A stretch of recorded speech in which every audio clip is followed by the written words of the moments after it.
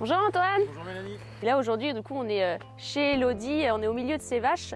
Et du coup, moi j'aimerais bien que tu me présentes un peu le fonctionnement de la vache et du système digestif. Le système digestif de la vache est composé de 4 estomacs, donc 3 préestomacs, le rumen, le réseau et le feuillet, et d'un estomac proprement dit, la caillette. La particularité aussi du système digestif de la vache, c'est qu'il est capable de digérer la cellulose. Donc c'est toute la partie fibre de la ration que le ruminant est capable de valoriser dans les rations. Est-ce que tu peux m'en dire un peu plus justement sur le rumen? Le rumen, il occupe 3/4 de la cavité abdominale. Il est composé d'épithélium stratifié à l'intérieur, donc il y a des papilles gustatives qui recouvrent justement ce rumen. Et justement, il permet de l'échange entre les nutriments qui vont se diriger vers l'intestin. Le rumen, il a un pH qui se situe autour de 5,8 et en fait il est composé d'acide fait B2 basse flemme, c'est-à-dire qu'il peut fluctuer dans le temps, donc il peut monter ou descendre.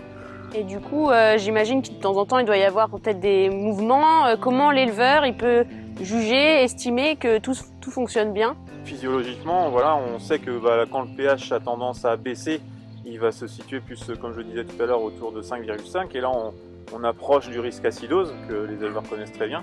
Et à l'inverse, quand on est plutôt sur un pH plutôt basique, on risque l'alcalose. Voilà. Donc ça, c'est des choses qui peuvent s'observer sur la vache avec d'autres indications, quoi.